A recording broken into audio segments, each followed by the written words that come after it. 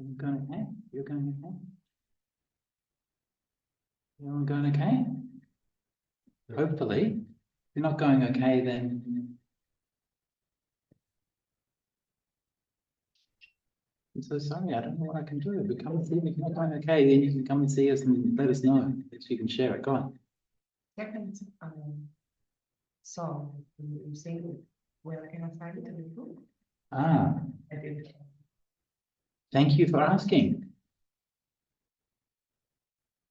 I love the way that you call them songs. Implies a tunefulness and a harmony in our chanting, which I'm not sure is always present, but we usually call them chants. Right? So the first one, well, first of all, we do the homage to the Buddha, which is on page 2, right? Namo Tassa. And then we do the Iti Piso, which is on page 10, homage to the Buddha. All right. And then after that, then homage to the Dhamma on page 12. And so there should be each one page after that, and then 14 for the homage to the Sangha. And then that's it. Is that all right? Good. Sorry? Is it every time the same? I think we're doing every time the same, yeah. No problems. So for those of you who are new to Pali chanting, the easiest way to pronounce Pali is to just pretend that you're Italian. The Pali pronunciation is pretty much the same as Italian. Vowel sounds are the same. Consonant rolled R's, pretty much the same, most of them. Okay. If you want more detailed instructions on how to do Pali, I could do that at considerable length, but that's good enough to get started. And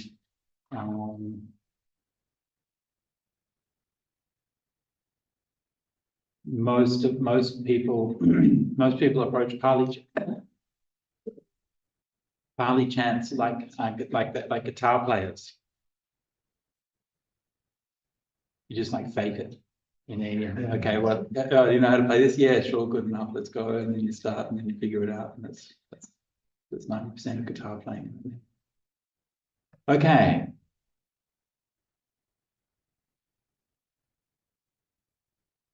So for this evening,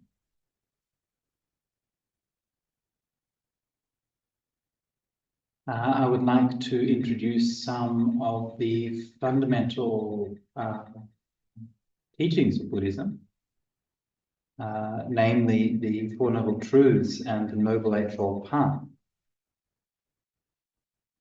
And these are a set of interlocking teachings that the Buddha taught at his very first teaching. Sorry, I just got a little something caught in my throat. Don't worry, I'm not sick or anything, but I just feel like coughing or something. Cough into the mic.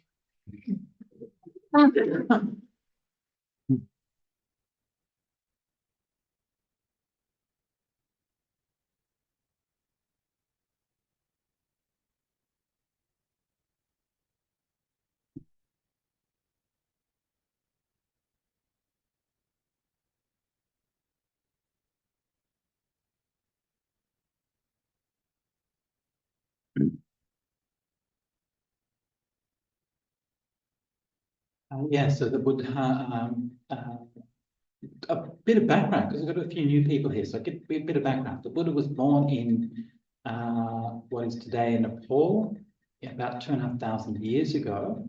And at the age of 29, he left home to go and practice to find awakening. Spent 6 years in the forests and the jungles of India, practicing with various teachers at the time, before leaving them all behind, deciding that none of those were leading the paths where he wanted to go. And then he practiced on his own initiative to find awakening. And that happened on the full moon of May, or the full moon of Wesak, what's traditionally understood as happening on the full moon of Wesak in May. And following that time, he then began to teach the Dhamma, or teach the truth that he had realized. So we use the word Dhamma to mean both the reality or the nature or the truth that the Buddha had seen, as well as the Buddha's teaching of that truth. And to start his teaching, he travelled. His awakening was at Bodh Gaya, which is near modern-day Rajgir in Bihar state in northern India, and then he travelled west to the city known today as Varanasi, and in those days was also known as Varanasi. So that keeps things simple. And there, outside of Varanasi, he met a group of ascetic practitioners whom he had formerly been companions with. So the story goes that they had been doing all of this very kind of hardcore practices, and the Buddha felt that, or the Buddha-to-be felt that he wasn't getting anywhere with all that stuff. So he left it behind to go his own way. And they thought, the other five ascetics thought that he was backsliding. They thought he had reverted to luxury. And so when they saw him coming, they thought, who is this Gautama? So the Buddha's personal name or family name is Gautama. Who is this Gautama? He's backslider. He's reverted to luxury. He couldn't even gain anything all that time we were practicing together, doing all those really hard practices. So now, how can he have got anywhere? So they made an agreement to ignore him. But when he came up, he had a sense of peace about him and a sense of something that moved them. And they got up, they received his bowl and his robes, they made a seat ready for him, and he sat down, and then he began teaching, or persuaded them to listen to his teaching. And the teaching that he gave on that occasion is called the rolling forth of the wheel of the Dhamma, of the wheel of the teaching, or the Dhammacakkappavattana Sutta in Pali. And there are many versions of this particular teaching. In fact, this teaching is found in about 16 different versions, something like that, in Pali, Chinese, Sanskrit, Tibetan. But the most well-known one is the version in Pali. So,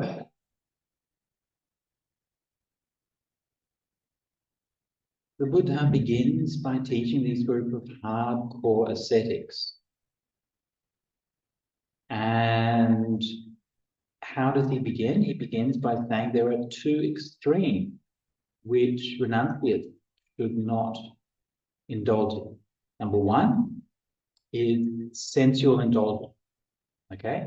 Now, when he said that, he's doing a few things. The Buddha is very subtle in the way that he approaches things. Very direct and very clear, but also very subtle. So he's doing a few things. First thing is he's giving an implicit rebuke to their criticism of him. Right? He's saying, no, it's not the case that I've reverted to luxury or whatever. But secondly, he's also kind of reassuring those renunciates that they're kind of on the same page. In other words, he's finding common ground with them. First, this is very, very common with the Buddha's teaching. In fact, almost universal. Almost every time when you see the Buddha talking to someone, especially someone who maybe he's in an adversarial relationship with, or someone who's not persuaded or something, the first thing he does is find common ground. Always.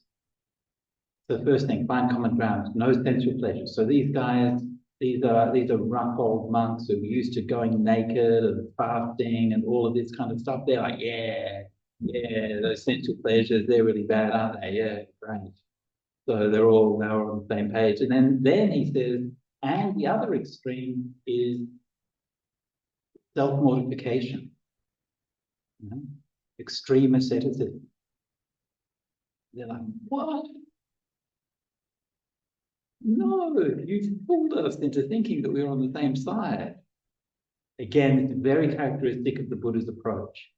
And like these days, I hear a lot about people say a lot of things like, you know, all these different religions are very kind of different, or these religions are all the same, and these kinds of things. And I never find these kinds of statements very interesting.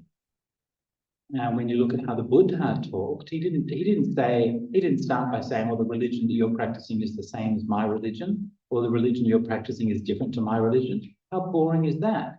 Right? He's looking at like actual things that they're talking about and they're doing. It's not about adhering to a set of principles or abstract ideas about what your religion is.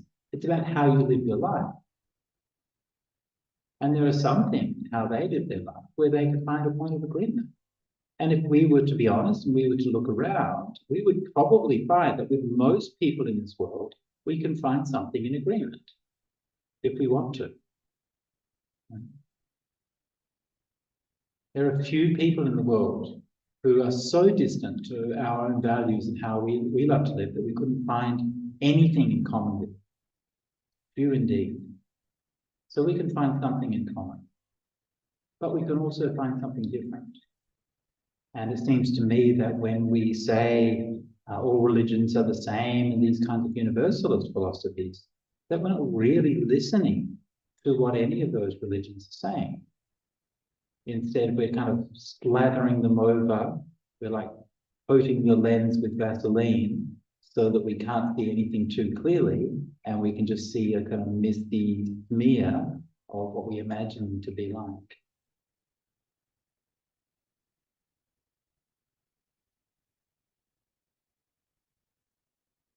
Now, these practitioners, their actual religious allegiance is not named in Buddhist texts, but they were clearly practicing something that was very similar to the religion that we know today as Jainism. And so Jainism is one of the other great religions of India, of Buddhism and Hinduism, still exists today.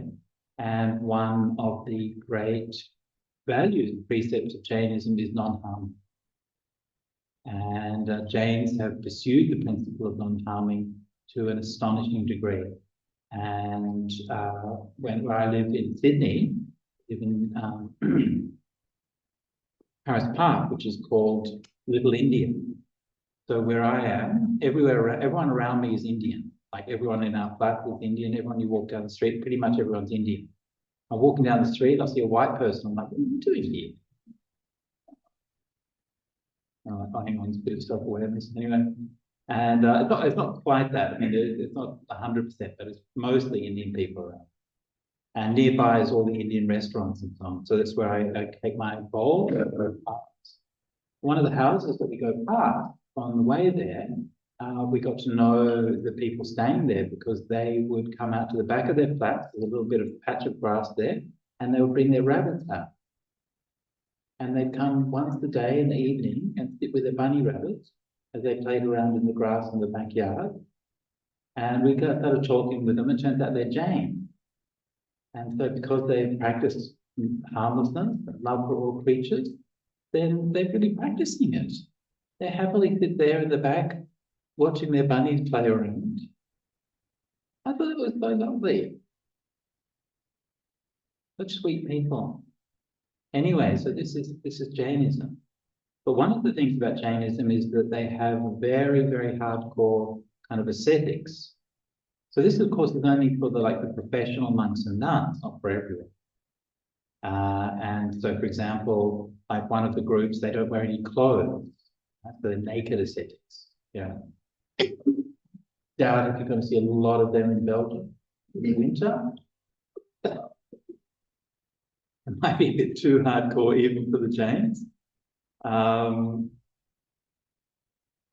they believed that if you did all of these really painful practices, that you would, the idea is quite interesting. The idea that like if you're sitting there in meditation, let's say, and you've got like a really, say your leg is really painful or something like that. And you can feel almost like this heat that comes in your body when that happens. And that pain brings this energy, which almost like burns through your body like a physical heat. So this is what in ancient India was called tapas. Tapas literally means heat or fire. And so the idea was that you can adopt really painful postures, standing on one leg for weeks at a time, or just putting your one arm in the air for months on end till your arm is all withered, right? But that's like the medium level practice. If you're doing the hardcore practice, you have both hands in the air, which makes a lot of things in life very difficult. Opening doors, for example.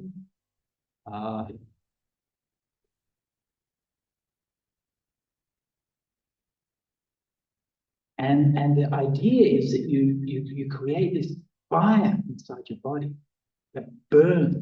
And that fire that burns up all your past karma. The karma is like, it's almost like this kind of pollution, this kind of subtle material corruption that infests your mind and infests your body. By creating this heat, you can burn it off. That's how the Jains went. So the Buddha practiced in this way for quite a long time. And as I said, he ultimately rejected it. So this is what he was talking about when he said to these guys, self-mortification is no good. And look, obviously, unlikely that many of us are going to be like standing with one arm in the air for months on end or these kinds of things. But I believe that there's a kind of subtle psychological thing that we kind of still really believe this Jainist teaching, actually. I think that we believe that if it hurts, it's got to be good for us. Like, not necessarily consciously that we believe that, but I think unconsciously we kind of, oh yeah, it's painful, yeah, good stuff, yeah.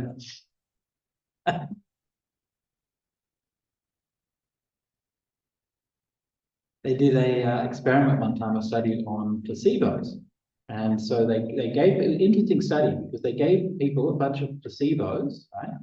And they said these are not medicinal pills. These are just fake. They don't have any medical effect. But if you take it, you might feel better. Okay? So they give people placebos. And the test was that some of the placebos were bitter and some were sweet. And the ones they gave the bitter pills to felt better. And the one they gave the sweet one to didn't. So that's the kind of attitude that I think we bring into meditation. We have to be aware of it and to move back against it. Feeling pain is not in and of itself virtuous. It's not accomplishing anything. It doesn't make you wise. It doesn't make you strong. It doesn't make you really anything. What makes us who we are is how we respond to experience. That's what matters. How we respond to experience. Of course, it's possible to respond to pain with wisdom, with patience, with acceptance. And that response and that mindfulness can be beneficial. And through a practice of meditation, by learning to respond wisely to pain, then that can be a positive part of meditation practice. But the pain itself, it's just a feeling. It's no better or worse than any other feeling. And in fact, the feelings that really matter in meditation are the pleasant feelings. The Buddha constantly talked about pleasure in meditation. So much so that the word for pleasure, sukha, can even be a synonym. Just that word, sukha, can be a word for meditation, pleasure.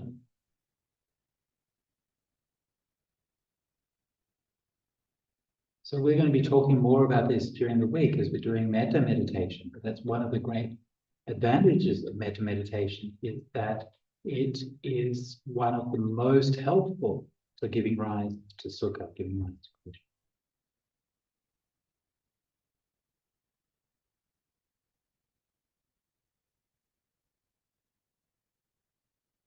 So the Buddha began his teaching to these five ascetics by saying the two extremes should avoid them. And what should we do? We should practice the middle way.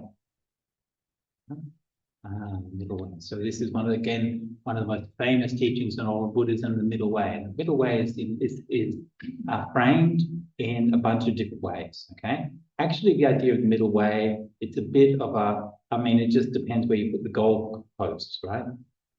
I mean, anything can be in the middle if you get to define the ends, right? So it's more of a rhetorical technique than anything else. But the content of the middle way is the Noble Eightfold Path.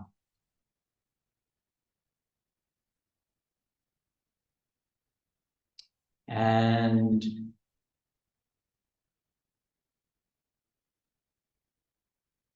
let's talk about the Noble Eightfold Path. First of all, how many factors in the Noble Eightfold Path?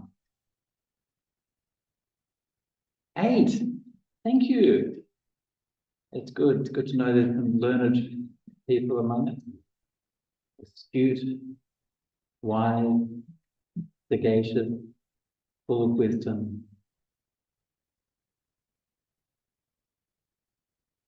And what are those 8 factors? In order. Right view. Right thoughts. Speech. Action. Right livelihood. Right effort. Right mindfulness. Right concentration or right samadhi. Great. So right view, right intention, right speech, right action, right livelihood, right effort, right mindfulness, right samadhi. 8 factors of the Noble Eightfold Path.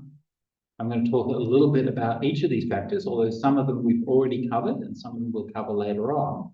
So I'll focus mostly on those that we're not covering mostly, starting with right view. So right view, Pali is Samma Ditti, and the word Ditti literally means a view or an opinion or a perspective.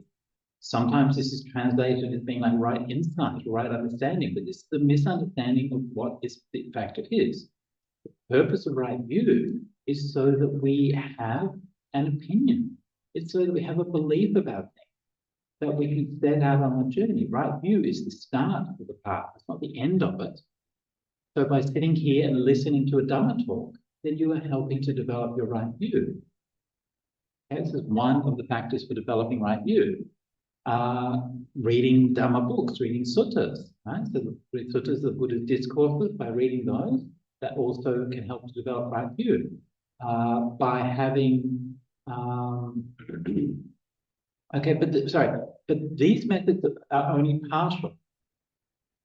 And I think it's really important to not overemphasize that kind of passive kind of learning about right view. If anybody is in education, then you will know that getting a bunch of students and just boringly droning onto them like I am doing right now is not a very effective way of teaching. Okay? You can do it for a bit, but what people really learn by engaging, they learn by doing. And that is something that you see in the Buddhist texts all the time. The Buddha was constantly engaging with people when he was talking to them. What do you think? Yeah? Getting people to respond, getting people to answer questions, getting people to investigate and to inquire. This is so important. So these 2 elements to right view. One is the teaching, and then the other is the inner reflection on the teaching. Paratokabusa and Yoniso Manasikara, the inner reflection. Partly that happens through conversation. Right? Namasakacha. This is another really critical aspect to developing right view, and something to me which is really important. And I think that's an aspect of right view which is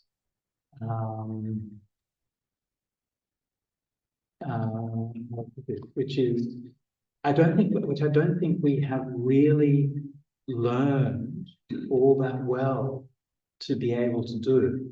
Like I think in traditional Buddhist societies have often forgotten about a lot of these things, and it's often just sort of rote learning and just, you know, this is what it is, and you just have to sit there and absorb it, or just not, or just sit there and endure it until you get to the end. And then we have like online. We've decided to do everything online now for some strange reason, and it's terrible. Like for having conversations and for like listening to people and having empathy and all of that stuff. It's terrible. If you want to just get like an answer to a question or something like that, or learn some facts, then it's okay. But they're the least interesting parts of conversation. So I don't know. I kind of feel like this is a bit of an unanswered question. And I'm not going to try to propose an answer for you right now, but the only thing is that I would suggest that it's important for people to cultivate a group of friends or a group of Dhamma practitioners that you can talk to about things. Maybe like a regular group to read a sutta and discuss it, or something like that. And having an active involvement in discussing teachings is really important. Okay, so this is right view. Now, when the Buddha explained right view, you usually explain right view in terms of the Four Noble Truths. The content of right view is the Four Noble Truths. And again, how many of them are there? 4, right. That's excellent. And what are they? Suffering. Cause of suffering. Oh my God, you guys are so depressing. Just sitting here, you guys just go on, bang on and on about suffering. Having a talk with a Christian pastor, Anglican pastor, a friend of mine, and he's like, "Oh, you Buddhists are always talking about suffering." Dude, literally hanging across with a man.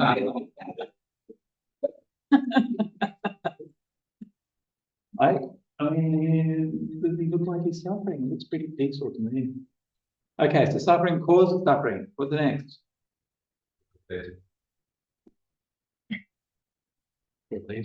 Okay, and the last part? The path. Okay, very good. Which is, in fact, the Noble Eightfold Path itself. This is a recursive teaching. First factor of the Eightfold Path is the Four Noble Truths. The last factor of the Four Noble Truths is the Eightfold Path. So they all include each other. All right, so very briefly to just summarize the Four Noble Truths. First of all, suffering. And if there's anybody here on the first day of our retreat who has not suffered? Excellent. Okay, you got that. Really awesome. Congratulations, sir.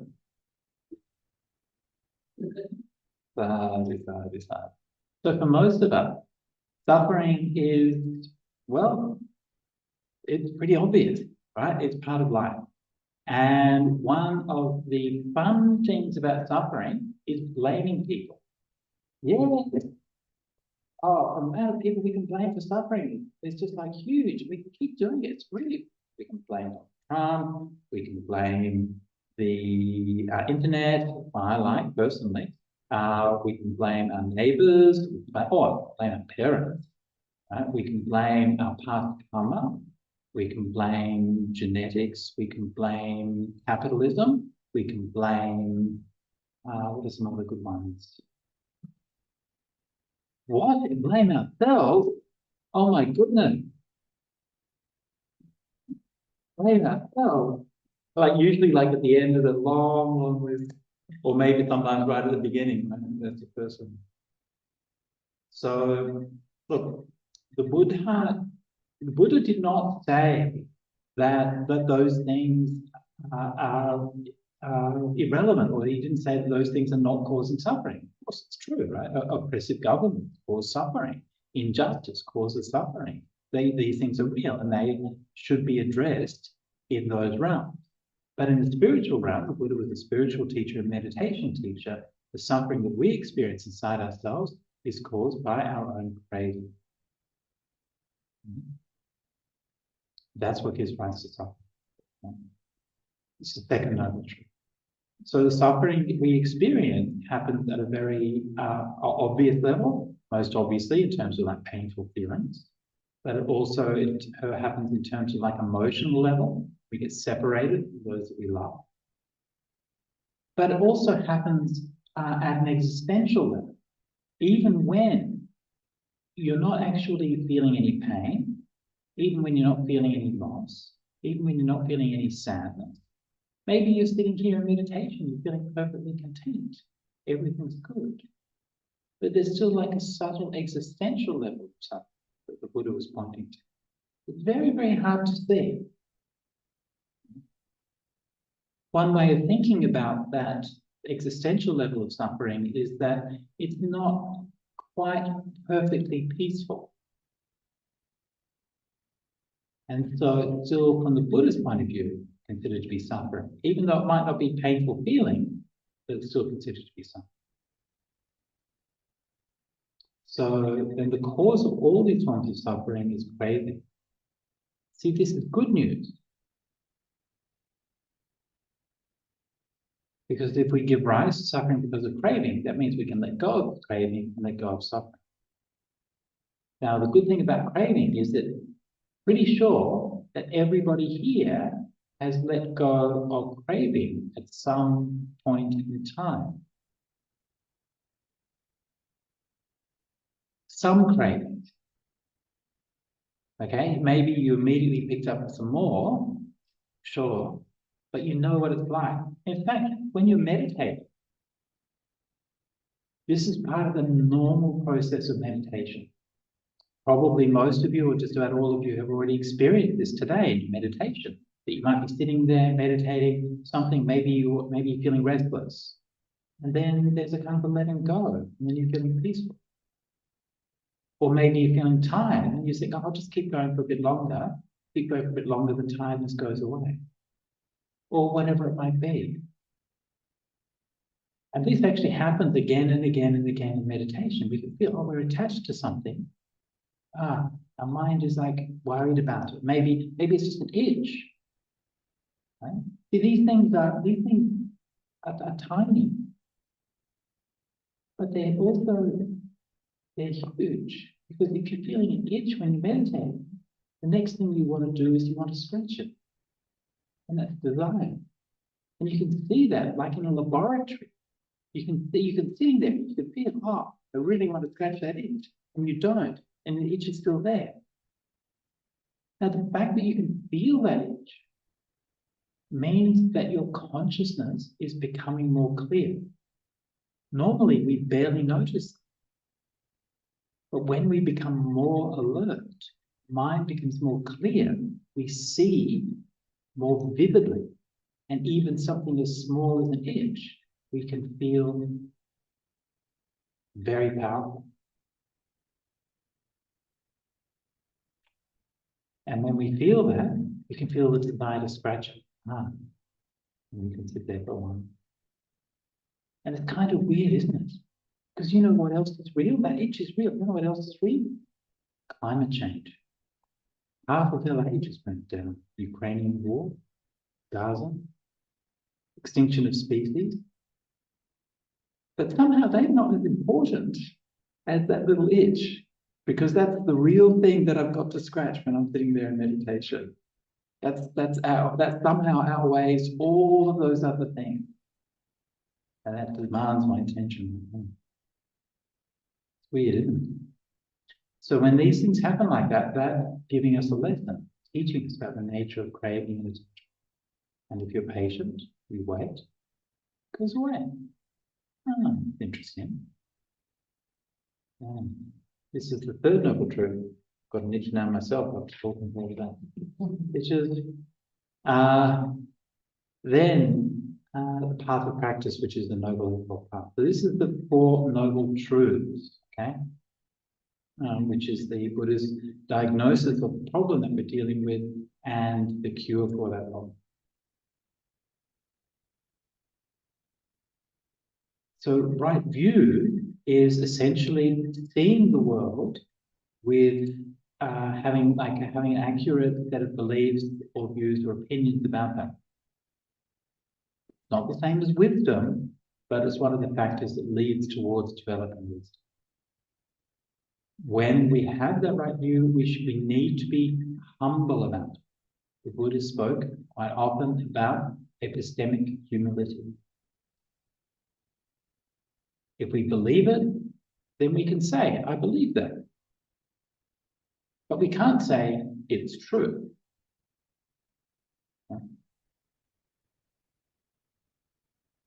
Oh, I have that opinion. Sure, fine, that's your opinion.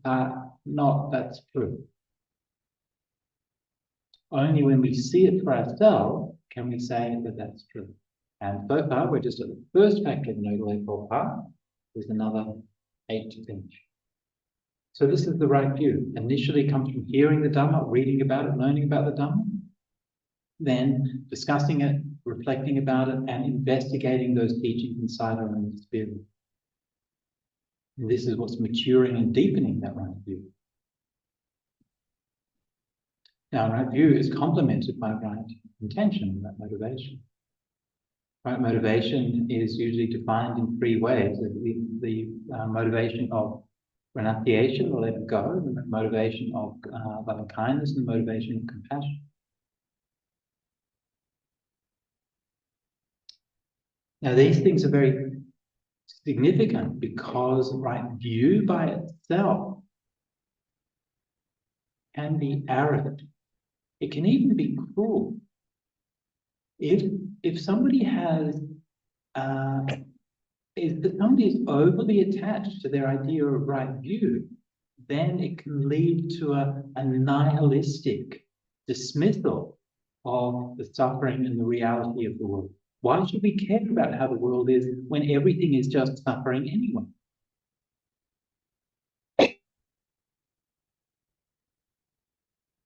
And this is the trap in which all too many spiritual practitioners fall into.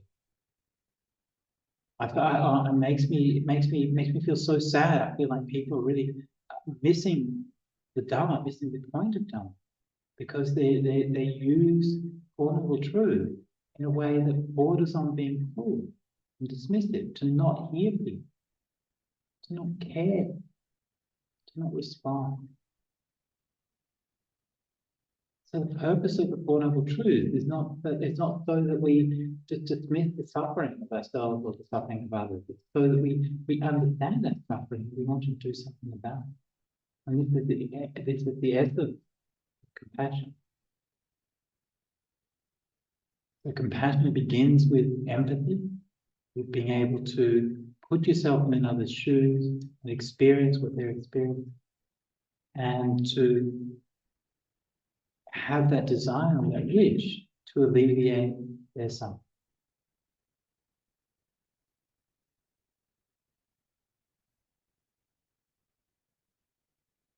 Now, from a Buddhist point of view, of course, there are the 3 right path factors, which I'm talking about, but of course they have their flip sides as well. The flip side of compassion is cruelty, the desire to cause harm. And I think we really underestimate the degree to which people generally are motivated by the desire to cause harm to others. I'll just tell you kind of a little story, which I remember from many, many years ago, and it really stuck with me over the years. When I look back and I think that told so much about like where we've gone to as a society. This was from the early 80s, probably about 83 or 84 in Perth, Western Australia. And there was a newspaper report about, so just for the younger people here, newspapers were like they would print, like it was like on paper, and they would print words on the paper that you would read. And there's an article about this, I don't know what you call them, like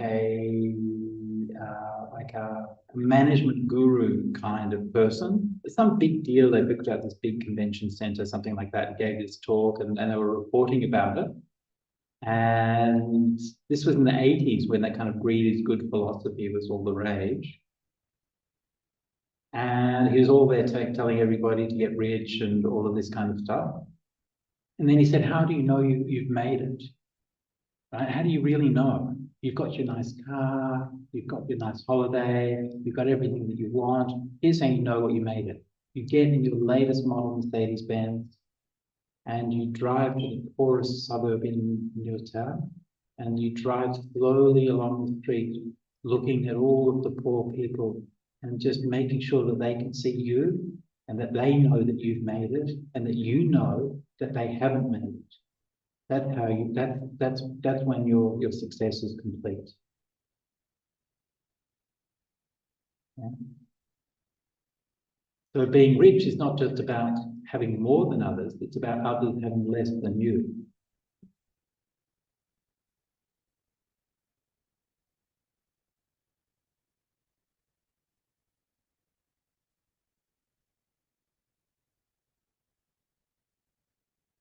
So the right motivation on the Noble Eightfold Path is that which moves the heart in that direction towards freedom, in the direction towards love, in the direction towards happiness. And right motivation, right intention, right thought, these are all translations of this factor of the Noble Eightfold Path. This is what stops our understanding from being rigid, from being intellectual, from being uncaring.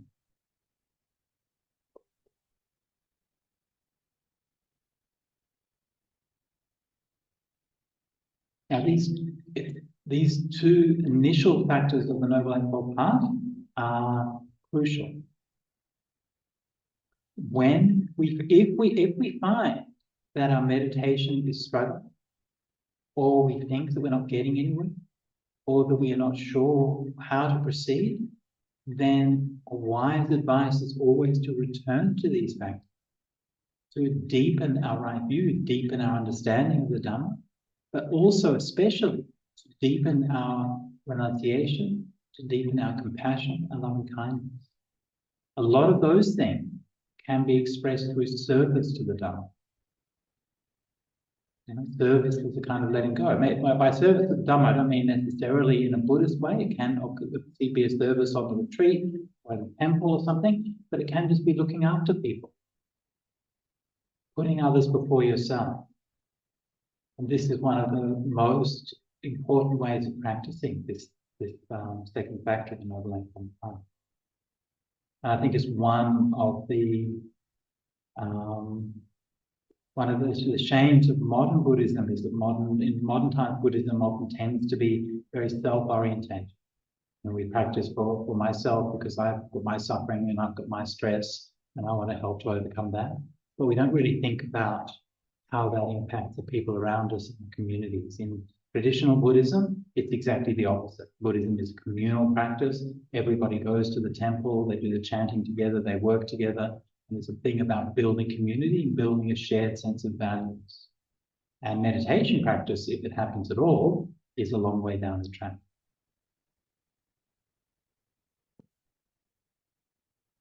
So it never hurts to put a lot of time and effort into building these factors to strengthen our Noble Eightfold Path.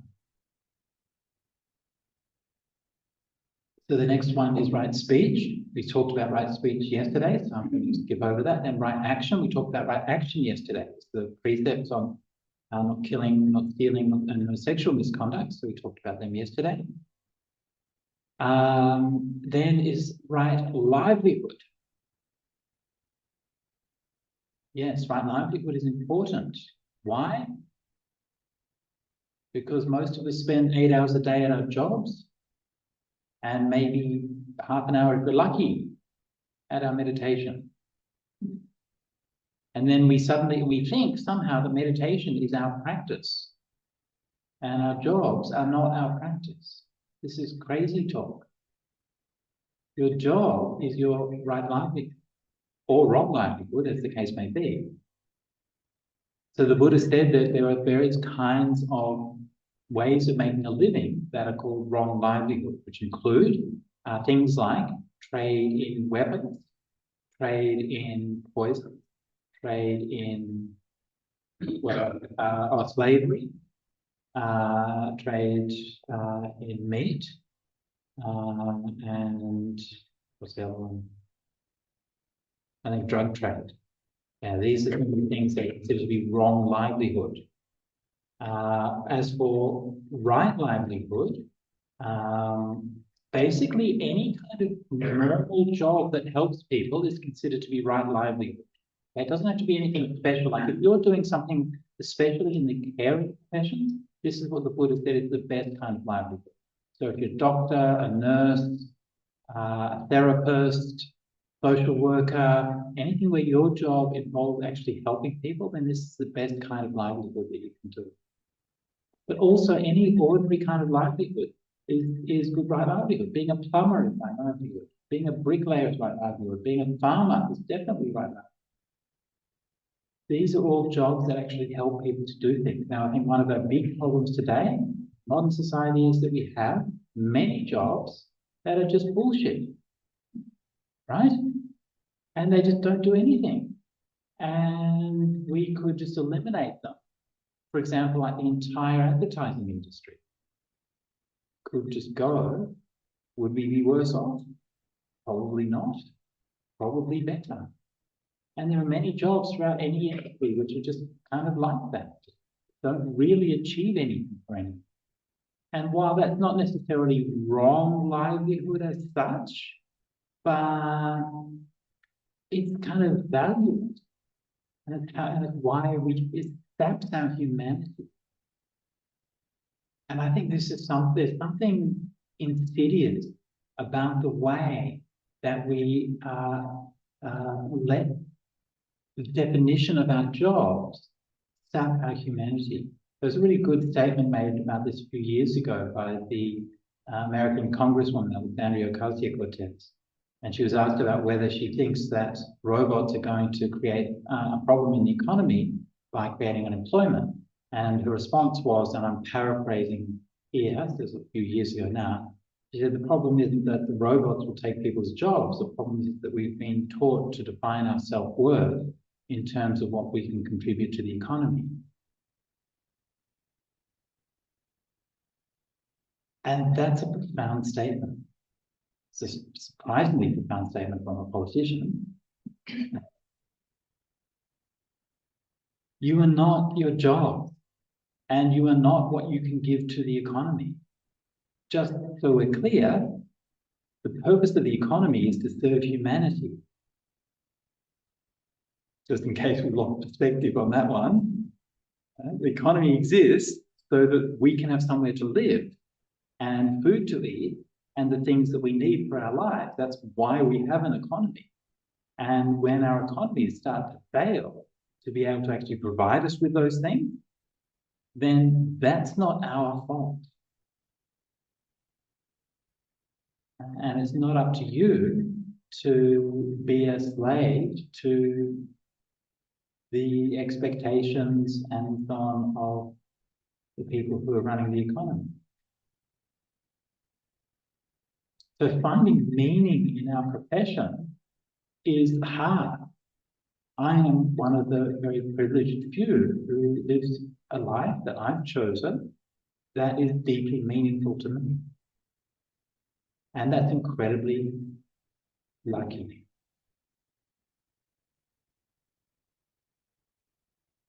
And I'm sure that I know that many of you also have jobs that are meaningful to you and that also are very nourishing and very important for what you're doing. But there are probably many also who are not, who are stuck in a job where you think, what am I doing here? How is this helping? If I was to disappear tomorrow, would anybody be hurt? So I don't think that there is a simple answer to that, but I think we need to start by recognizing that that our job should be meaningful and it should be helpful for you both. And again, that doesn't mean that it has to be necessarily anything special or unusual, but something that where we can see how we make a difference in people's lives.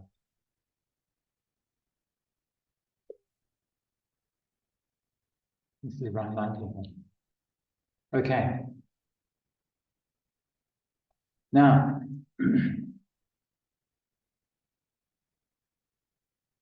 the next three factors of the Noble Eightfold Path are the factors dealing mostly with meditation.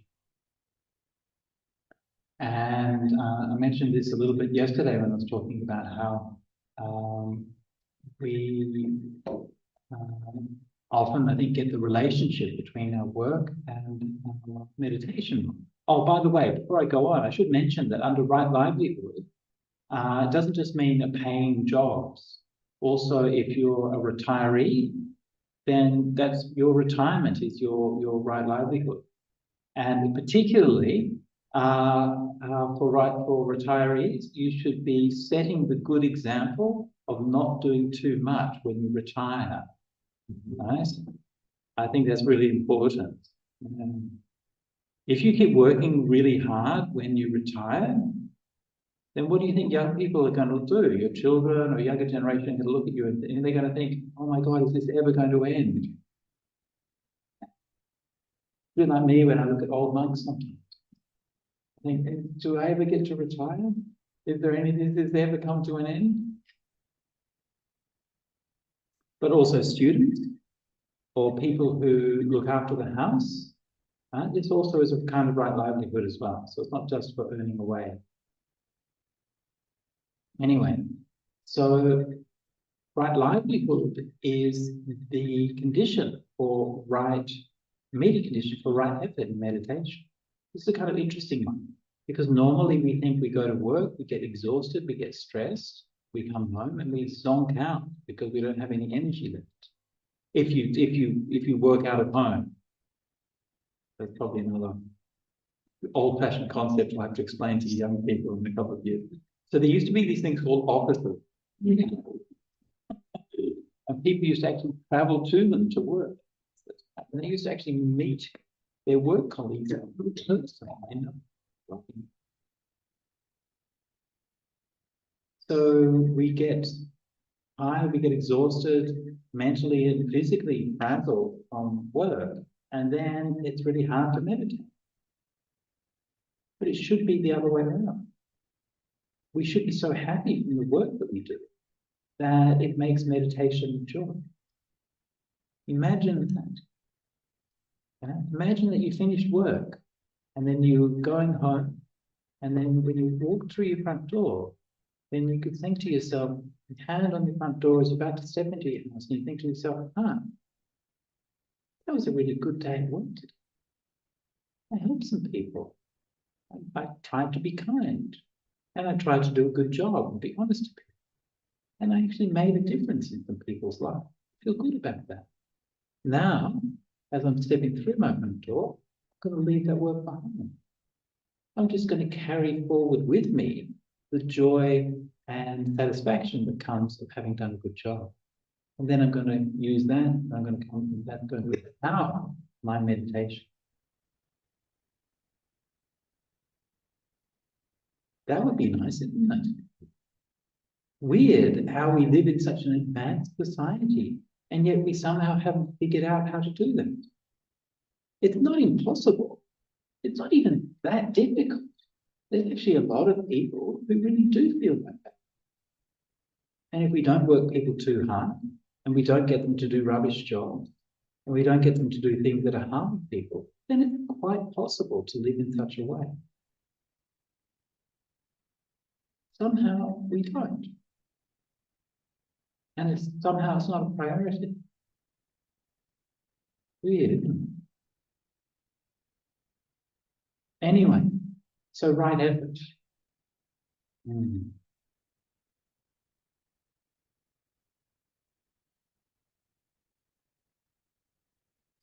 So you have all left your homes.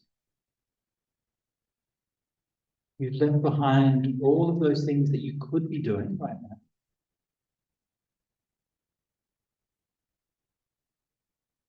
You've packed up your bags, said goodbye. You've arranged to have your cat fed, I hope. Anyone forget their cat? No? Okay. Has been fed, okay. And all of those things you had to do in order to be here. So that's a huge amount of energy, a huge amount of effort and renunciation. And you all come with a pure intention. No one's come here to make money. No one's come here to win any prizes. Nobody's come here to impress anyone. Everyone's come here with a pure intention. Just think about that for a minute. How rare is it to find a group of people who share that purity of intention, to just come and develop the mind? Everyone from very different backgrounds, different histories, different lives, and yet together here in this room right now, all we want to do is be peaceful, to let go, to find freedom. It's very rare.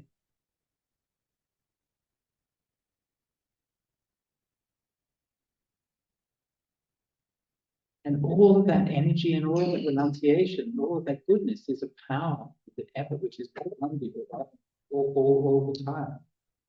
So much so that even if you were to come on the retreat and then just sleep the whole time, it'll be pretty good. Like you could just say, I'm not even going to bother showing up for the 6 o'clock meditation. It's fine. I'll just sleep in. I'll make it. Will I make it for breakfast? I think I can make it for breakfast. And then come back and then, oh no, I'm not going to bother with the meditation. And just have a lazy week. You can do that if you want. Good on you. Look, there's so many people in the world doing much worse things than that.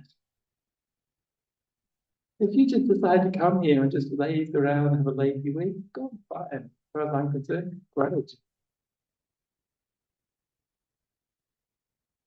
And you still have all of that power of the eightfold path behind you. Think about it. You can do that, right? You're not even meditating, and you've already got right view, right intention, right speech, right action, right livelihood. You've got 5 out of 8 already. Come on, right? You can't expect too much, right? So even if you're making 0 effort in your meditation, you already got 5 factors. That's not too bad, okay? A lot of people go through their lives without even 1 factor. Too bad, actually. One of the reasons I made this point is because I think that as Buddhists and as meditators, like what happens when you meditate? You sit down to meditate, you close your eyes, you make your mind peaceful. Of course, except your mind isn't peaceful. Your mind is rubbish, okay? Your mind is crap. It's all over the place. And then you're struggling for the next 10 days thinking, oh, my mind's so terrible. And you open up your eyes and you look around and you think, oh, everybody else. Oh, when will I have that peace? And then the neighbors next to you thinking. So meditation is a subtle and advanced practice. You're not going to master it just in a day or in a week or whatever. It's all, you know. I feel like this. I feel like you think, oh, you know, I'm gonna have to get fit. I'm gonna go for a run. So you go for a jog and you get back home and you're sweating and exhausted, and your partner says, oh, you just came back from a run. That's pretty good. What do you say? You say, well, I'm hardly at Olympic level standards now. So that's nothing. It's basically rubbish. Well, nobody's expecting you to be at Olympic level standards. You're at your standard, okay? And if your running is clumsy and you're sweaty and you come back halfway because you couldn't really make it, that's okay. It's still pretty good, all right? But don't be too hard on yourself. In Buddhist traditions, in some Buddhist traditions, you hear a lot of people talking about like firing people up and getting them to practice and putting forth effort and these kinds of things. And one of the things that's like for me, I've observed how Buddhism works in different cultures. You see that it's very culturally determined. Not in terms of like national cultures or something like that, but in terms of rural versus urban culture. It's a huge difference, actually. In rural culture, you work really hard at certain parts of the year, and then you just do nothing for long parts of the year as well, or pretty much nothing. And you have a capacity to actually just not do anything. It's wild, actually. If you hung around in like rural, like I lived in rural northeast Thailand, it's astonishing the ability that people have to just not do anything. Nuts. Like for us, like we would have to do something. You'd have to like do meditation, or you'd have to like do reading a book, or you'd have to like do going for a walk, or do sweeping the path, or something. You can't just not do anything. Because that's our conditioning. I think it's very much an urban conditioning. And so when we come to Buddhism, we bring that same kind of conditioning. We have to do things all the time.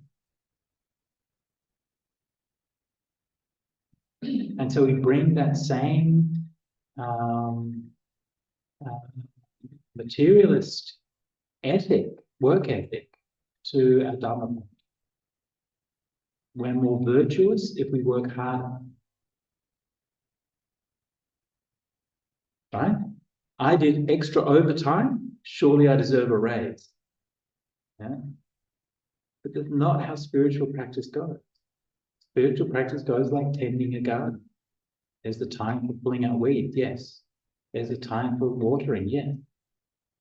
There's a time for planting, yes. And then there's a long time, but there's just a time for just sitting around doing nothing. And actually, that's why you have a garden, FYI. Because no, and they're nice plants, and it's nice to see them and to smell them and to see the birds and everything you see. Just be with them. You don't always have to be doing something.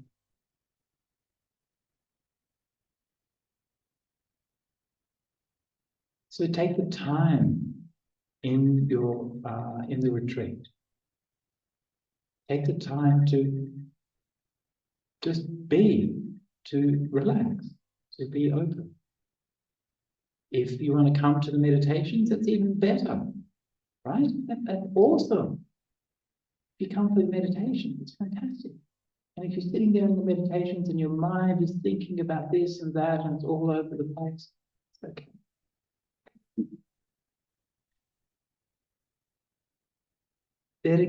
Just the fact that you are sitting there with all of that, being patient and compassionate and kind is amazing. That's your effort, that's your right. But don't think that any of this is wasted. The more that you do, building on the renunciation and effort that you already have, then the more effective that's going to be. So I said that if you want to, you can just come here and just sleep in, relax and so on. That's okay. But even better, devote yourself to meditation. Keep practicing. Walking meditation, sitting meditation, but not like neurotically. Don't like keep a tally of like how much you're doing and all of these kinds of things. Just meditate naturally. Try to find a rhythm. Try to find a rhythm that's gentle and kind to yourself, that will let you develop meditation in a way that is organic and sustainable. It's not about just sprinting. Meditation, it's not even about a long distance marathon. Okay? It's about walking and being able to keep walking for the rest of your life.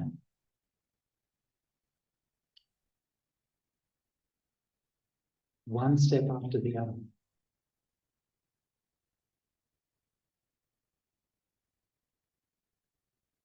So see if we can use our mindfulness and our wisdom to be able to gauge the rhythm of our bodies, the rhythm of our minds, to be able to meditate in a way that's going to be wholesome and supportive of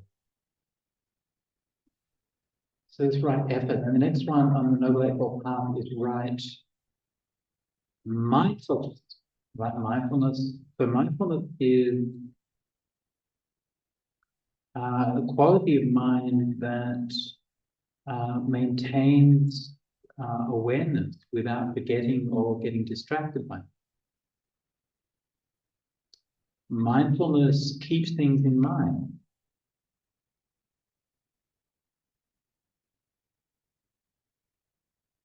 Mindfulness holds up our own mind, our own thoughts, our own bodies, our own experiences. And it allows us to contemplate them and to be aware of them.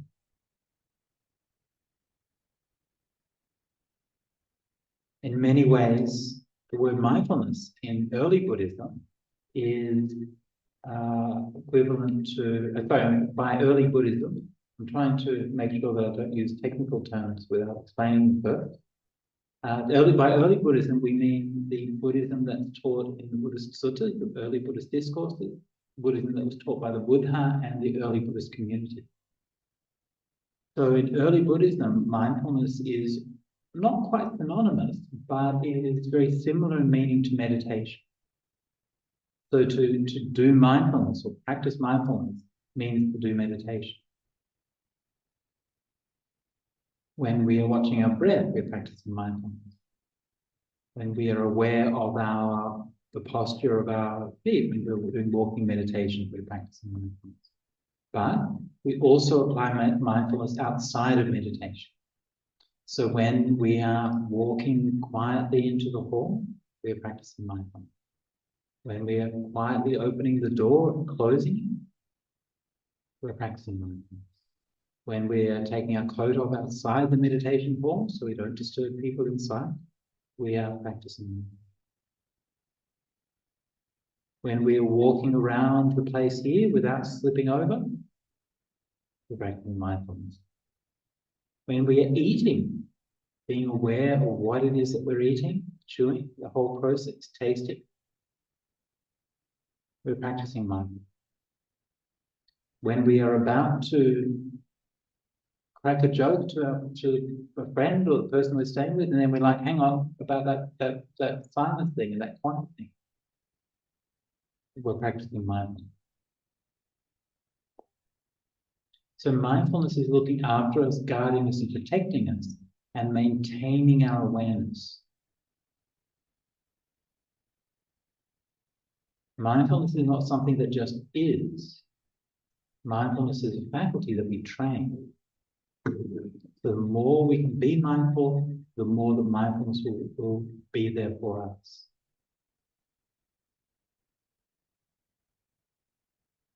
Now, during this retreat, we're going to be learning Metta meditation, which is loving kindness meditation, which is one of the ways of learning mindfulness. Actually, in modern Buddhism, we use phrases like mindfulness meditation as if mindfulness was like one practice or one way of meditating. Actually, all meditation is mindfulness meditation. That's kind of the point of meditation. But there are just some meditations that focus more specifically on developing mindfulness rather than other things. So with Metta, we're obviously focusing on developing Metta, loving kindness, but mindfulness is, of course, a crucial part of that as well. So what's the purpose of all of these meditations? The purpose of all of these meditations is to lead to right samadhi, right concentration, the last factor of the Noble Eightfold Path. So this final factor of the Noble Eightfold Path is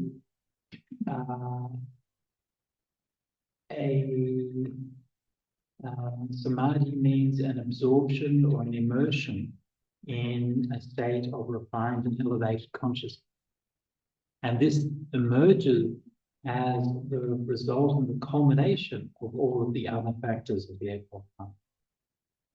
I'm going to be talking about this more during the retreat. But one of the defining features of right samadhi is that right samadhi leads to the knowledge and vision of things as they really are. In other words, to the insight into reality that leads towards letting go. So, right, samadhi in itself isn't enlightenment. None of these things that I'm talking about so far are enlightenment or awakening or anything like that. These are the path to awakening. And the path to awakening means continuing to repeat and develop and cultivate all of these factors. And it is not the case that any one of these factors is more important than any other. All of them are equally important and equally essential. And I think it's curious that in modern times, when we talk about Buddhist practice, it's almost become synonymous with mindfulness. How many books on mindfulness are there? How many articles? How many talks? Probably more on mindfulness than on all of the other factors of the Eightfold Path put together. So of course it's true that mindfulness is very interesting, very important, but all of the other factors are important as well. So this is a few words for you this evening on the Noble Eightfold Path. Right view, right intention, right speech, right action, right livelihood, right effort, right mindfulness, right samadhi. I offer that for your reflection and invite any questions that you might have. Please. Could you expand right livelihood to also how you behave as a consumer? I mean, how you spend your money? Interesting question, yeah. So I'll just repeat it for the folks online. So the question was, can we expand right livelihood to include consumer behavior, like how we spend our money and what the effects of that are? Interesting question, yeah. I mean, one of the things about, of course, culturally, it's very different today than it was in the Buddhist time. Like being a consumer, it wasn't such a big part of who people were. I mean, they had markets and they had money and so on, but it tended to be, well, you buy a few essentials at the market and that's about it. Would that be considered right? Because right livelihood is normally what comes in rather than what goes out, right? So maybe, I'm not exactly sure whether that would be under right livelihood or whether that would be under the other factors. Anyway, really it's just a classification problem at the end. But at the end of the day, of course, your point is well taken that right consumption is certainly very important. I mean, it partly would come under the renunciation, right? That which doesn't mean that we can't have anything, but it does mean that we should not be demanding things that create suffering, that create harm. And it's really an important thing.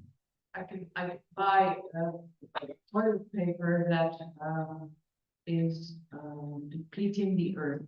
Right. Or I can buy recycled paper that is, it's similar to that. Yeah. Yeah. Yeah, for sure. Yeah. But yeah, maybe it's right actually. Maybe, yeah.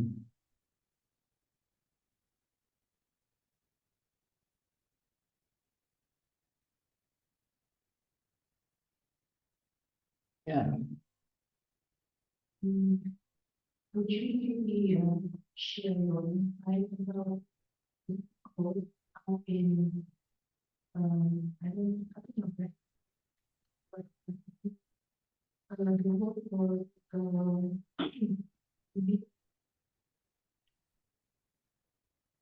Yeah. You need suffering until you realize that you don't need it.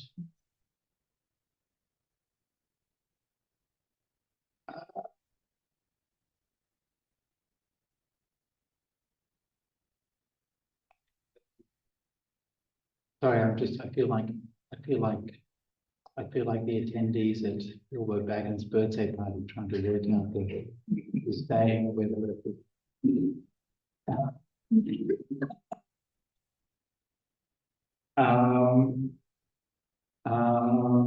these stuff and we really don't need it. I don't know. I don't know if that's really how the Buddha thought about it. It's not so much that you need something, it's just that it's there. Yeah.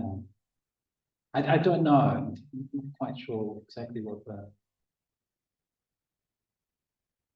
I have to think about that now. I'm not sure. Sorry about that. Thanks for that answer. You had a question, Ian? Yeah. I always have trouble with actions I do for fun, like in this shell. How can I do that peaceful way while still being friendly to them? So I want to do it in a lovely way, but if you ask them friendly, please stop. I say, yeah, I'm not. So how can you then stop capitalism in a friendly way? How can I stop capitalism in a friendly way? Yeah. Lovely way, but then still being able to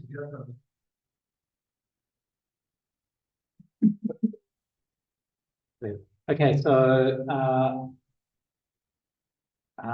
at the age of 18, I made my first appearance on television on national nightly news in Perth. I was working for Animal Liberation, and there was a scandal at the local zoo where they had whipped the elephant with chains for some, I don't know why, reason. And people were noticing the elephant was bleeding and had scars and so on. And this became kind of a scandal. And we were sort of made a statement, and I was the person who happened to be around. And so they got me to go down, and I went down and said, let's not whip the elephants with chains.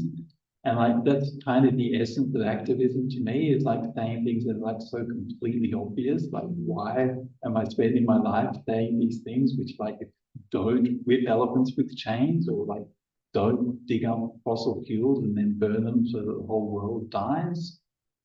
Maybe. And look, I've been doing that for a long time. I don't know if I've done any good. I've been to so many protests and done so many things. Has any of it worked? I don't know. Maybe, probably not. Climate change is still here. It doesn't seem to have made any difference. So sometimes, sometimes then why are we doing what we're doing? Sometimes people do what they do because they couldn't live with themselves if they didn't do it. Yeah. Sometimes we do it because we need to feel that we're not alone, because we can join with other people who can also say.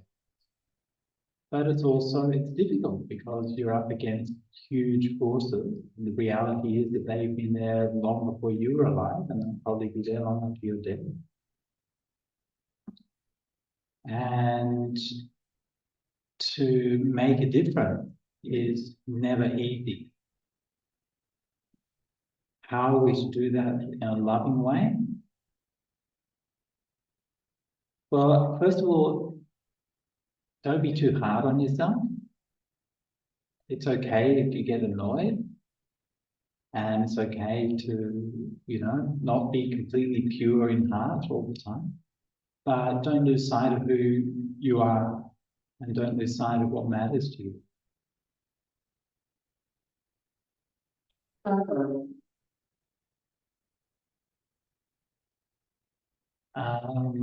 I mean, the only reason I'm hesitating is because I have many views on this particular topic and related topics, which I could go on all night about, and I'm just sort of hesitating because I don't want to go on all night about it. So I'm just trying to pick and choose.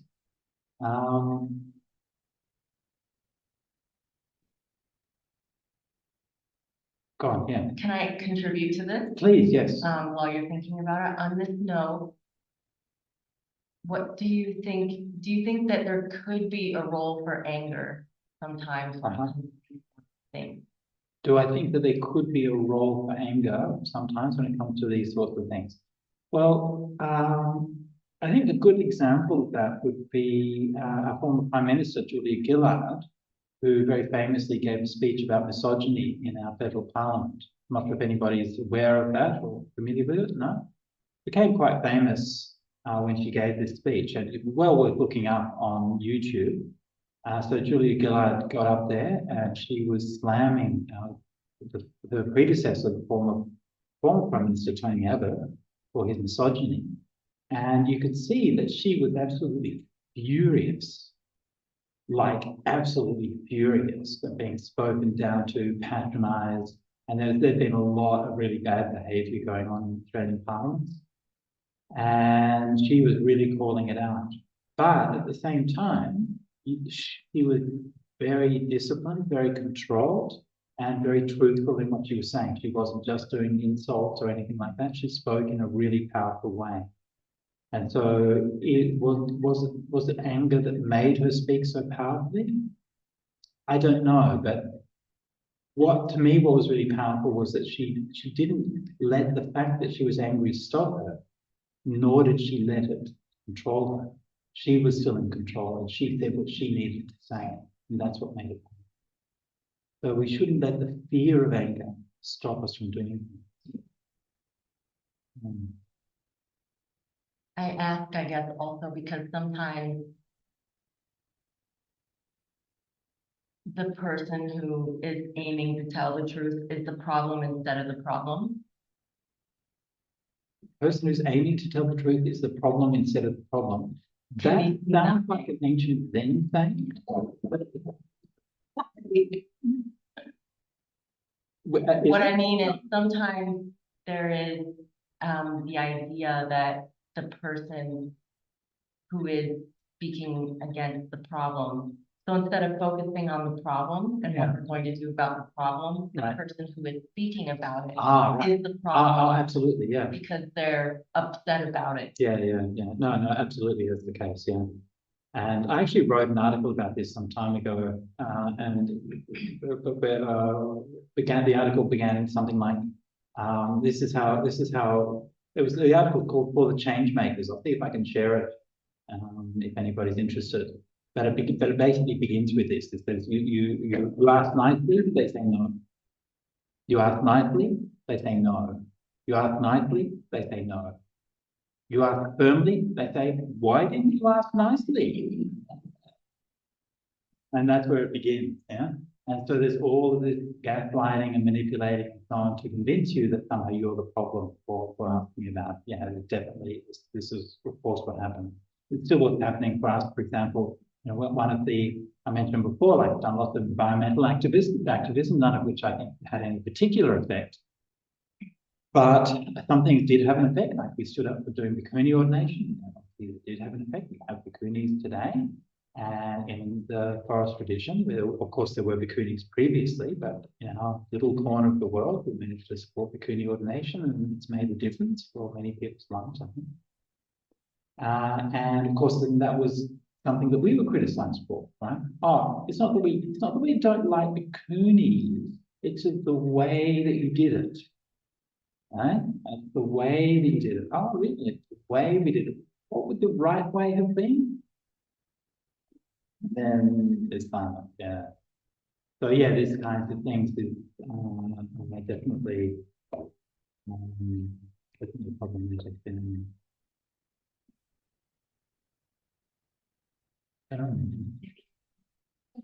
Chat here.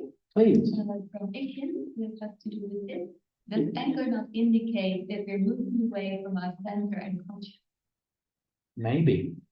Does anger not indicate that we're moving away from our center and consciousness? Probably. Look, I'm not saying that being angry is good. I'm just saying that you can't refuse to act until you're free of anger. Right? They're not going to refuse to act. They're just going to keep doing what they're doing. They don't care. So if we're just going to say, well, I'm going to deal with my anger before I do anything, that's not going to work. So we have to learn how to manage it. And that means being able to act without letting the anger control you. That's all I'm saying. Yeah. Yes.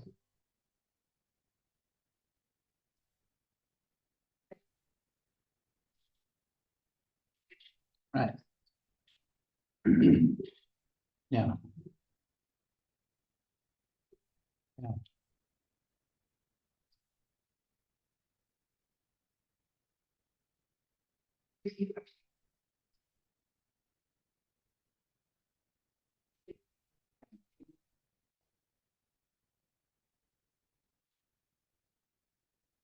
Yeah.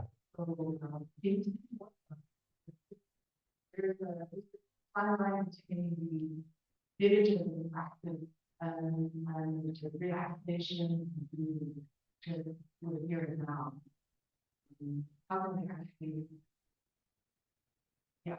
find that kind of balance? sleep on it. It'll be clear in the morning. So for the online folks, the question was like to being more, if I could say more about the relationship between the diligence and the action and the relaxation and so on. But can I ask to just postpone that one? Because hopefully that's honestly, that's the kind of question I don't think that there's really a straightforward answer to.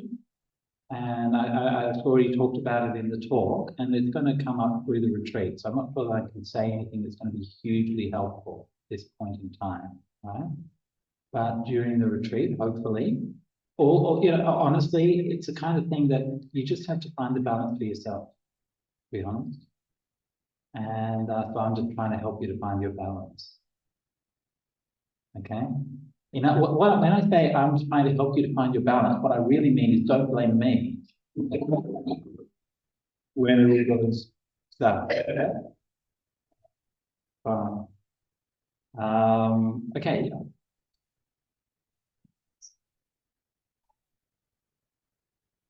Right.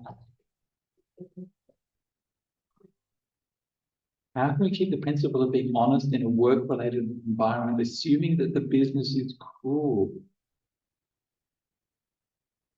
Can define cruel in that case. Do you mean like the workplace culture is cruel, or that the purpose of the business is cruel?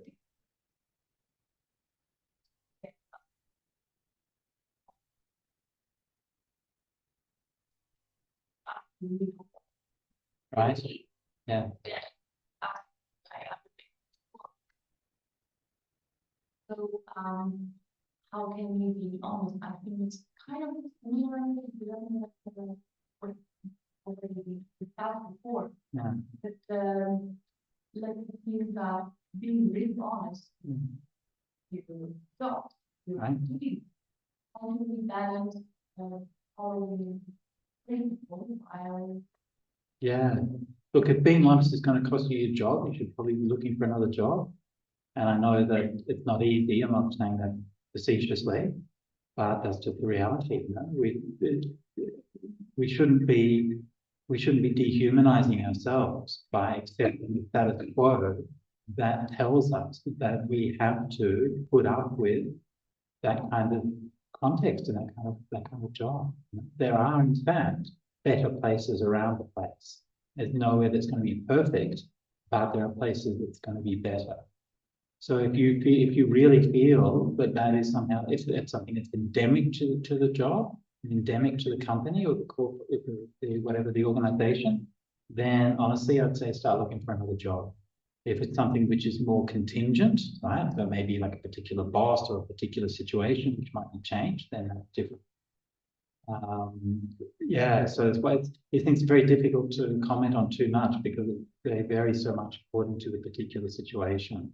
But look, have some self-respect, you know? You're valuable, you're a human being, and they need you, you know? And the world is there, and all of this stuff that we built in this world, it could be there for us. And we shouldn't be feeling like we're kind of interlopers for demanding basic respect and basic decency.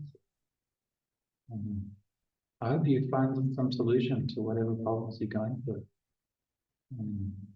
If not, I think you've got some space in your open.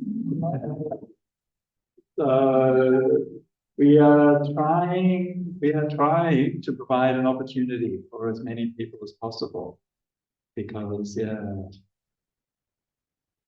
yeah. I have a question related.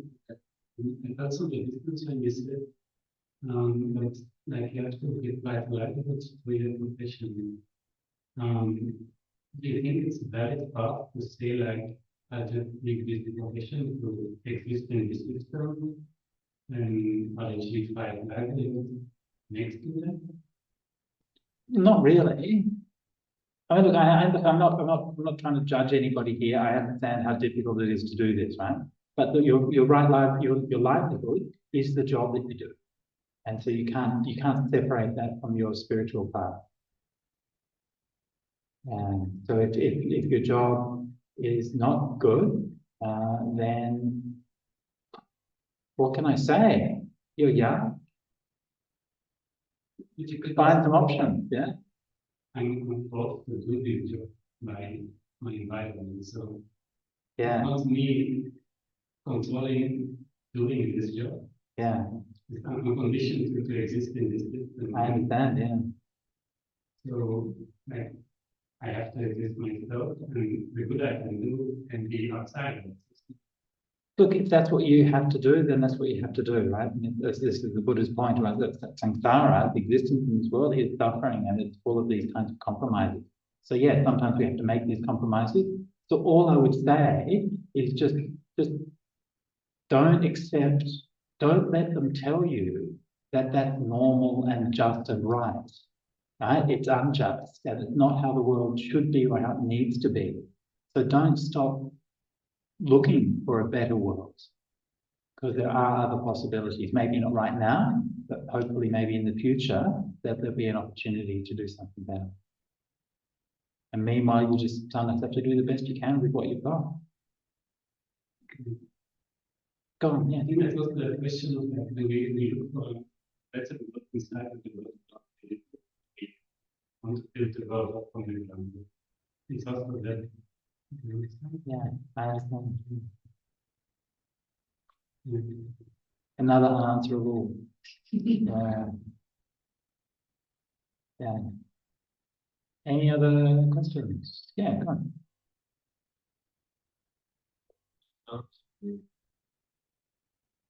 Remove certain things that seem precious. And with time,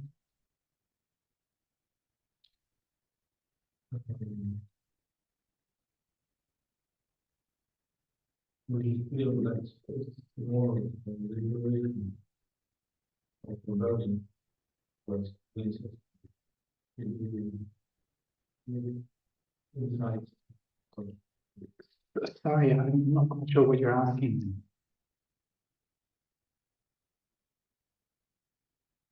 Without renounce things Uh-huh. and while years pass, we feel that it's more of liberation. Necessarily, but Okay.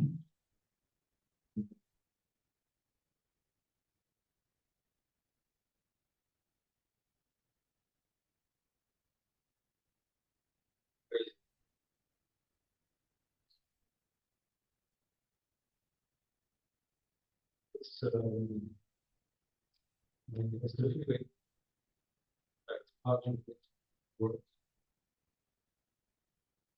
Also that I know something that was precious to me, Right. and with time, we realized that it's more of the liberation. Right. Yeah. And,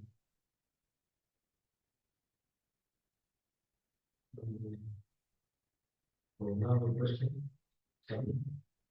No, but I hear what you're saying. Right? The things that when you renounce them, that feels like that's such a thing that you have to give up. And as time goes on, you look back and you think, oh, life goes on. Like, hey, long time. Or just relo- Regarding regarding what is saying. and, Thank you.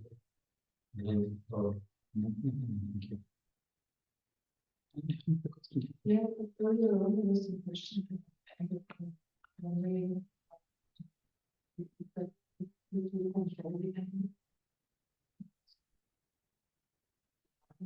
Yeah.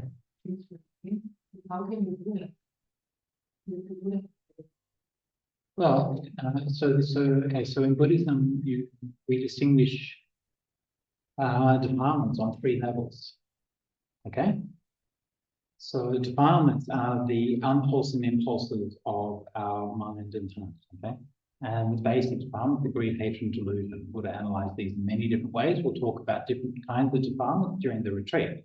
But greed, hatred, and delusion are the basic ones. These are our main friends and companions who've been with us for our whole lives. Greed, wanting to get, hate, wanting to get rid of, delusion, like what? I don't know what that's about anyway. Okay, so these are defined at 3 different levels. The first level is the level of behavior. Second level is the level of the mind, right? And the third level is the if you like, the existential level, like fundamental substratum of being. Now, the level of the mind is mostly what we're working on in the meditation retreat, right? So we're working on the anger that we actually feel that is present in our mind and being able to let go of that. But then there's anger which works at the level of our behavior of our body and speech. So what we can say then is that we can maybe have fundamental level of anger. We can even have anger that's arisen in our mind, but we're not going to let that determine what it is that we do and say. In other words, I feel like punching you right now, but I'm not going to actually punch you. Yeah? And of course, this is just like normal behavior that people have. Yeah. And so how do we do that? Well, by many means, but one means is by mindfulness. So mindfulness, you're aware of, oh, there is anger in me. Yeah. And so then you reflect, okay, I'm not going to let that anger drive my speech. I'm going to speak what is true, what is beneficial, but I'm not going to speak, I'm not going to give voice to that anger. Is that clear? Does that answer the question? Yeah. It's the discipline. Yeah. Yeah. Those fast forces there, like reversion, distribution, is it through the framework of like form, thought, and feeling, perception, and mental preparation, kind of consciousness? And if so, can you use that like through the contemplation, meditation, and being at the cause of thing? So if you have a certain feeling that there's or a certain perception, and then getting the feeling for of a perception, and Okay. then bringing it back into the Oh, right. Yeah. Yeah. See what you're saying. Yes. So yeah, that's true. So the Buddha gave us various ways of analyzing, and just repeat or paraphrase for the online people. So the Buddha gave us various ways of analyzing like our thought processes and our psychological responses in terms of feelings and perceptions and intentions and so on. And so we can use an analysis of anger to see how that's affecting those things. So maybe we have a perception of hate against somebody, and that feels like this feeling, but then you can reflect, oh, the reason I perceive hate against somebody is because of something somebody said before, but that's not actually who they are now. And then we can use that to undercut that thing. In fact, that's going to be one of the themes of the sutta that I'm going to be teaching in a couple of days. Probably. Unless I do another one. Yes.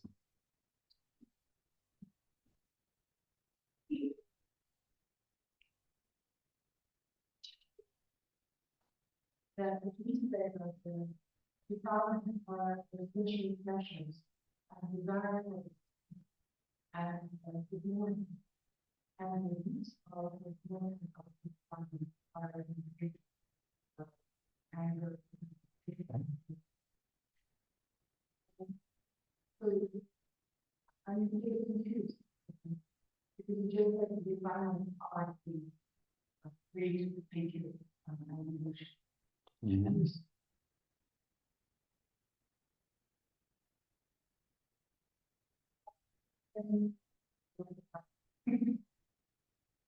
Yeah. I don't know. I don't know what there is to clarify. These are the same defilements, but then they appear at different levels. So at a root level, we can call them the roots. But then when they're risen, then it's not a root anymore. It's a fire. I'm not sure. I'm not sure what's unclear about what's happening here. I'm not sure why it's a problem.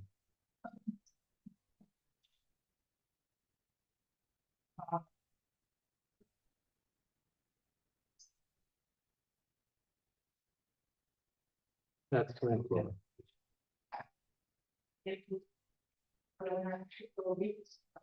it has is that vision to use the tree,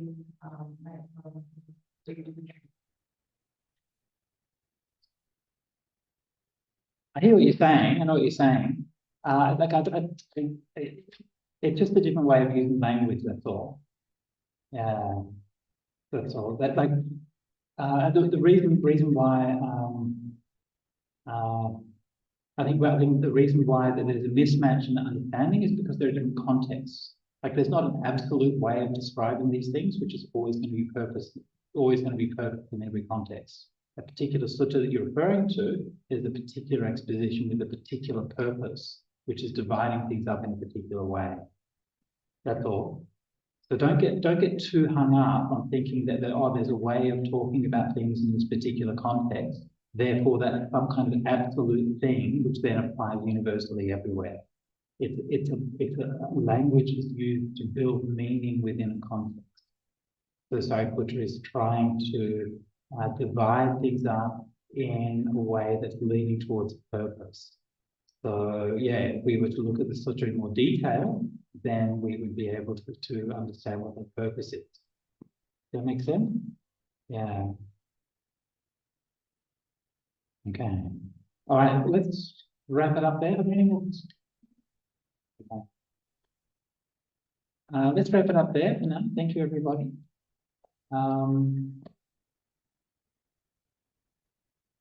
It's been wonderful to spend some time here with you. I'm so grateful that you're here.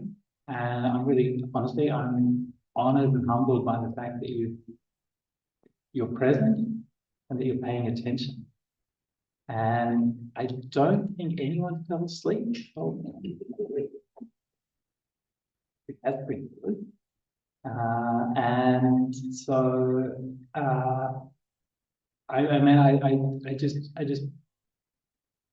I've come from the other side of the world, and I think it's just incredible to be able to travel and to just meet people who are into the Dhamma and practicing the Dhamma and who really care about it.